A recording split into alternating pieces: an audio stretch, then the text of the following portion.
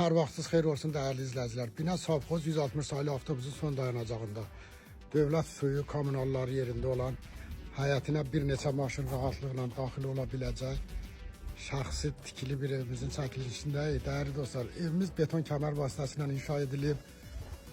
Evimizin kombi sistemi, kombi burada quraşdırılıb. Değerli dostlar, evimiz 7 daş kürsü üstə inşa edilib. Daxil oluruq evimizin içərisinə.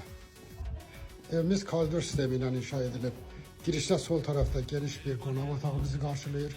Değerli dostlar, evimizin konak otağı 4'ün Yusuf 9'a 4'ün 9'a geniş bir konak otağı değerli izleyiciler. Koridordan sağda birinci bir yatak otağımız.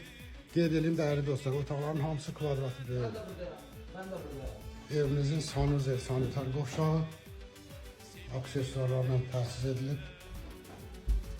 Növbəti bir otağımız mətbəx. Dostlar, buradan da daxil oluruq evimizin növbəti bir otağı yataq otağı. Evimizin qiyməti 65.000 manat. Real alıcılara indirim olunacaq. Diqqətinizə görə çox sağ olun.